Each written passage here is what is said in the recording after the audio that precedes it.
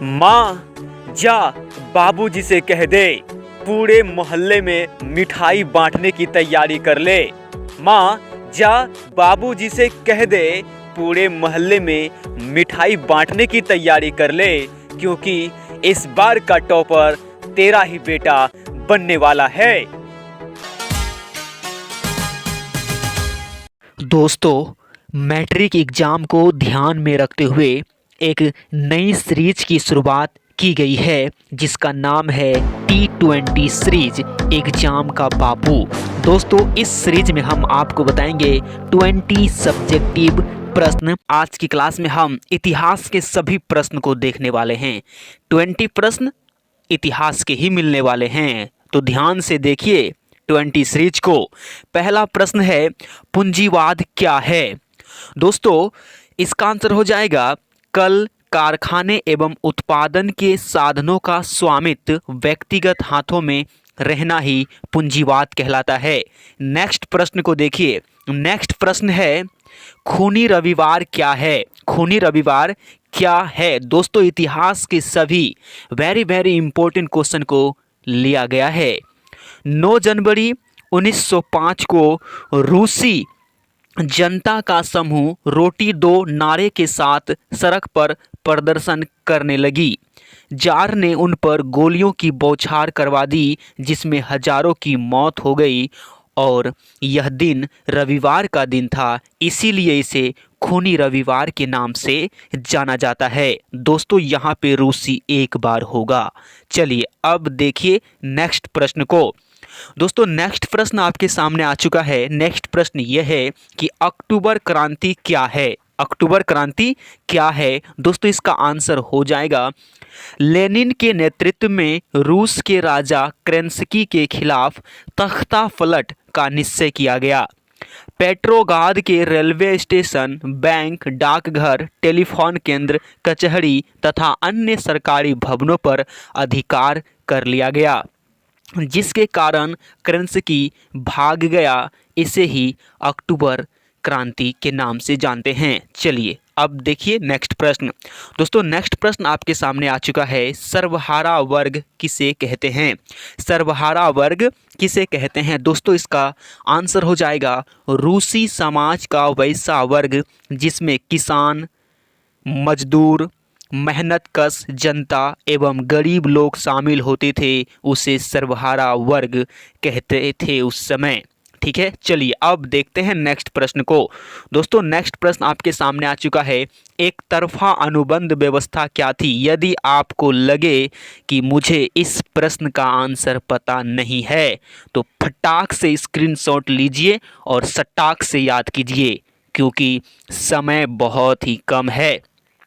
एक तरफा अनुबंध व्यवस्था क्या थी? तो दोस्तों, इसका आंसर हो जाएगा एक तरफा अनुबंध व्यवस्था एक तरह की बंधुआ मजदूरी थी, जहां मजदूरों को कोई अधिकार नहीं था जबकि मालिक को असीमित अधिकार प्राप्त थे। इसे ही एक तरफा अनुबंध व्यवस्था कहा जाता था। एक तरफा प्यार भी होता है जिसमें एक तरफ से ही किया जाता है, दूसरे तरफ से नहीं। ठीक है, यहाँ पे भी वही बात है, किसानों को कोई अधिकार नहीं था जबकि मालिक को बहुत सारे अधिकार थे, इसीलिए इसे एक तरफा अनुबंध व्यवस्था कहा जाता था। देखिए नेक्स्ट प्रश्न है, हिंद चीन का अर्थ क्या होता है? हिंद चीन का अर्थ क्या होता है? दोस्तों, इसका आंसर हो जाएगा दक्षिण पूर्व एशिया के वियतनाम, लाओस और कंबोडिया, जो करीब 3 लाख वर्ग किलोमीटर क्षेत्र में फैले हैं, इसे ही हिंद चीन कहते हैं। समझ में आया? दक्षिण पूर्व एशिया के वियतनाम, लाओस और कंबोडिया, जो करीब 3 लाख वर्ग किलोमीटर क्षेत्र में फैले हैं, उसे ही हिंद चीन के नाम से जाना जाता है। देखिए नेक्स्ट प्रश्न को। दोस्तों, ये सभी इंपॉर्टेंट प्रश्न है, तो एक भी प्रश्न को आप हल्के में ना ले। नेक्स्ट प्रश्न है, जेनेवा समझौता कब और किन के बीच हुआ? जेनेवा समझौता कब और किन के बीच हुआ? जेनेवा समझौता सन 1954 ईस्वी में हिंद चीन समस्या के समाधान के लिए हुआ था। यह समझौता पूंजीवादी एवं साम्यवादी व्यवस्था के समर्थकों के बीच हुआ था। चलिए अब देखिए नेक्स्ट प्रश्न को। दोस्तों, ज़्यादा टाइम नहीं लेंगे, कम समय में ज़्यादा प्रश्न करवाएंगे। नेक्स्ट प्रश्न है, होवा होवा आंदोलन की चर्चा करें। होवा होवा आंदोलन की चर्चा करें तो दोस्तों इसका आंसर हो जाएगा, यह एक बौद्धिक धार्मिक क्रांतिकारी आंदोलन था जो सन 1939 में शुरू हुआ था। इस आंदोलन का नेता इन्फूसो था। इस आंदोलन का नेता इन्फूसो था। चलिए अब देखिए नेक्स्ट प्रश्न को। दोस्तों नेक्स्ट प्रश्न आपके सामने आ चुका है। नेक्स्ट प्रश्न है, क्रांति के पूर्व रूसी किसानों की स्थिति कैसी थी? क्रांति के पूर्व रूसी किसानों की स्थिति कैसी थी? तो दोस्तों इसका आंसर हो जाएगा, क्रांति के पूर्व रूसी किसानों की स्थिति काफ़ी दयनीय था, क्योंकि खेत छोटे छोटे थे और पुरानी ढंग से खेती करते थे। पुरानी ढंग से खेती करते थे। दोस्तों यदि आपको एग्जाम हॉल में लिखते समय कोई शब्द छूट जाए तो आप वहाँ पर ये वाला चिन्ह लगाकर उसके नीचे या ऊपर कहीं पे आप लिख सकते हैं। जैसे यहाँ पे मेरा छूटा हुआ है, क्योंकि खेत छोटे छोटे थे और के बाद पुरानी होता लेकिन छूट गया, और पुरानी ढंग से खेती करते थे। तो दोस्तों छूट गया तो वहाँ पे हम ये वाला चिन्ह लगा दिए और नीचे लिख दिए। यदि आप ऊपर लिखना चाहते तो इस तरीके से बनाते। ठीक है, चलिए अब देखते हैं नेक्स्ट प्रश्न को। दोस्तों नेक्स्ट प्रश्न आपको दिख रहा है। नेक्स्ट प्रश्न है, नई आर्थिक नीति क्या है? दोस्तों ये प्रश्न आपके 5 नंबर में पूछे जाते हैं, तो इन्हें ध्यान से देखिएगा। नई आर्थिक नीति क्या है? नई आर्थिक नीति आपको पता होगा लेनिन के द्वारा लाया गया था। दोस्तों इसका आंसर हो जाएगा, लेनिन के द्वारा सन 1921 ईस्वी में नई आर्थिक नीति की घोषणा की गई, जिसकी प्रमुख बातें निम्न है। इस नई आर्थिक नीति में कौन कौन सी बातें बताई गई लेनिन के द्वारा, वो यहाँ पे 5 पॉइंट के रूप में हम बनाकर लिख दिए हैं। जब भी पूछे जाएंगे 5 नंबर वाले प्रश्न में पूछे जाएंगे, ये आप ध्यान रखिएगा। चलिए पहला बातें क्या था? किसानों से अनाज लेने के स्थान पर एक निश्चित कर लगाया गया। नेक्स्ट पॉइंट था, जमीन राज्य की है परंतु व्यवहारिक तौर पर किसानों की थी। नेक्स्ट पॉइंट था, 20 से कम कर्मचारियों वाले उद्योगों को व्यक्तिगत रूप से चलाने का अधिकार दिया गया। आगे पॉइंट है आपका, उद्योगों का विकेंद्रीकरण किया गया था। विदेशी पूंजी को भी सीमित रूप में आमंत्रित किया गया। ये 5 पॉइंट लेनिन के नई आर्थिक नीति में शामिल किया गया था। तो इन्हें एक बार आप फिर से देख सकते हैं और इसका स्क्रीनशॉट या फिर अपने कॉपी में लिख सकते हैं। लिखकर इंतज़ार नहीं करना है कि शाम में याद करेंगे, बस जस्ट नाउ, अभी तुरंत। नेक्स्ट प्रश्न आपको दिख रहा है। नेक्स्ट प्रश्न है, हो ची मिन्ह मार्ग क्या है बतावे? हो ची मिन्ह मार्ग क्या है बतावे? तो दोस्तों इसका आंसर हो जाएगा, हो ची मिन्ह मार्ग का नाम वियतनाम के महान क्रांतिकारी और राष्ट्रवादी नेता के नाम पर रखा गया है। यह मार्ग उत्तरी वियतनाम के हनोई से चलकर लाओस कंबोडिया के सीमा क्षेत्र से गुजरता हुआ कहाँ तक जाता है? तो यहाँ पे ध्यान दीजिएगा, गुजरता हुआ दक्षिणी वियतनाम तक जाती थी, जिसमें सैकड़ों कच्ची पक्की सड़कें पूरे वियतनाम से निकलकर जुड़ी थी। यह मार्ग वियतनाम के लिए काफ़ी महत्वपूर्ण मार्ग था। तो दोस्तों आपको समझ में आ गया होगा हो ची मिन्ह मार्ग क्या है। यह जो मार्ग है ये वियतनाम के एक महान क्रांतिकारी और राष्ट्रवादी नेता के नाम पर रखा गया था। चलिए अब देखेंगे हम नेक्स्ट प्रश्न को। दोस्तों नेक्स्ट प्रश्न आपको दिख रहा है, जैसे कि हम आपको बता चुके हैं शुरू में ही कि आज की वीडियो में हम इतिहास के टॉप 20 प्रश्न देखने वाले हैं। तो आप ये ना सोचें कि सिर्फ इतिहास के ही क्वेश्चन करवा रहे हैं, क्योंकि आज मेरा मकसद है इतिहास के सभी प्रश्न करा दे जो आपके एग्ज़ाम में पूछे जाते हैं। नेक्स्ट वीडियो में हम किसी और सब्जेक्ट का करा देंगे। आप कमेंट में बताइएगा किस सब्जेक्ट का चाहिए। देखिए नेक्स्ट प्रश्न है, अमेरिका हिंद चीन में कैसे घुसा? चर्चा करें। अमेरिका हिंद चीन में कैसे घुसा? चर्चा करें। दोस्तों इसका आंसर हो जाएगा, द्वितीय विश्व युद्ध के बाद अमेरिका विश्व का सबसे शक्तिशाली राष्ट्र बनकर उभरा। अमेरिका ने साम्यवादियों के विरोध की घोषणा कर दी। इसी बीच जेनेवा समझौते के तहत वियतनाम को दक्षिणी और उत्तरी भाग में बांट दिया गया। वियतनाम को दक्षिणी और उत्तरी भाग में बांट दिया गया। उत्तरी भाग रूस के प्रभाव में और दक्षिणी भाग अमेरिका के प्रभाव में। इस प्रकार अमेरिका हिंद चीन में शामिल हो गया, यानी हिंद चीन में प्रवेश कर चुका।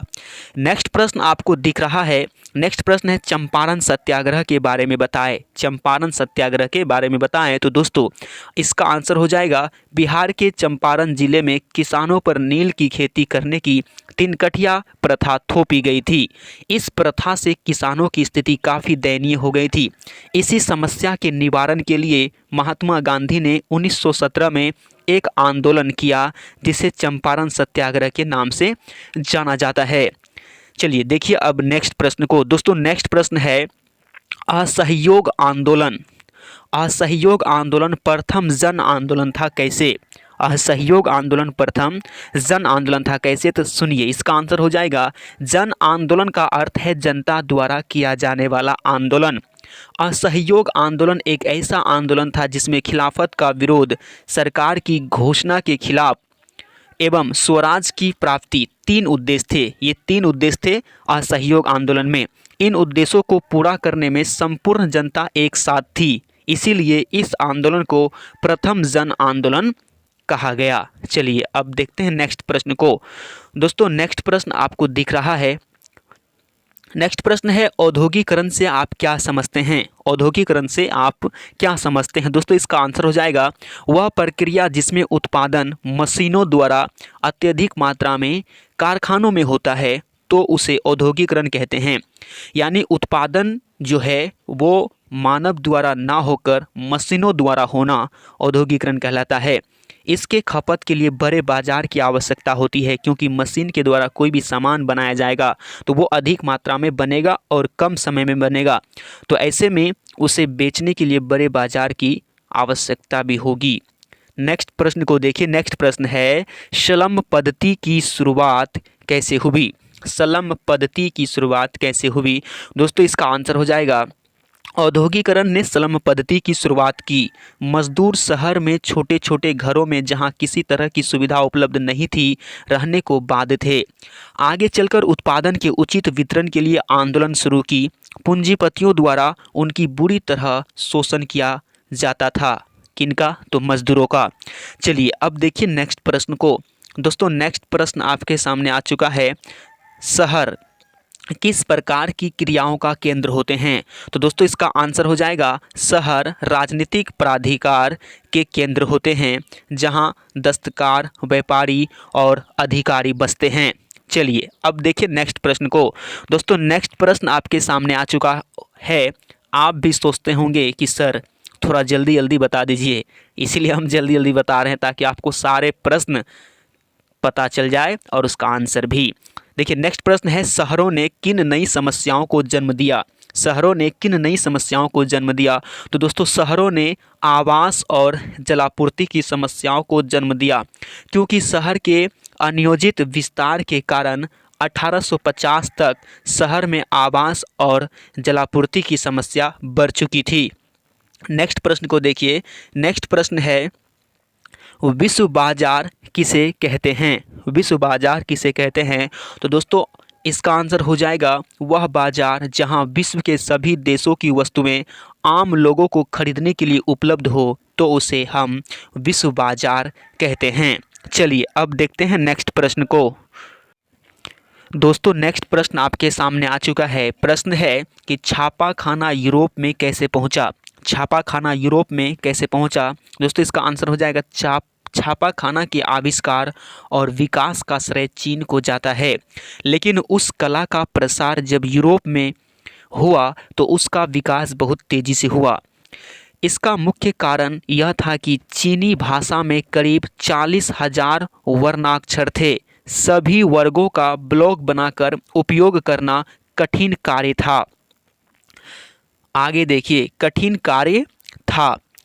जब यह मुद्रण कला रेशम मार्ग से व्यापारियों द्वारा यूरोप पहुंचा तो इसका प्रसार तेजी से हुआ। यूरोप में सबसे पहले रोम में पहुंचा था। यूरोप में सबसे पहले रोम में पहुंचा था, उसके बाद जर्मनी में पहुंचा था। ये 2 पॉइंट याद रखिएगा। तो दोस्तों आज के लिए बस इतना ही। मिलेंगे नेक्स्ट वीडियो में, लेकिन नेक्स्ट वीडियो में टॉप 20 प्रश्न आपको किस सब्जेक्ट का चाहिए कमेंट में लिखिए। तब तक के लिए बाय बाय।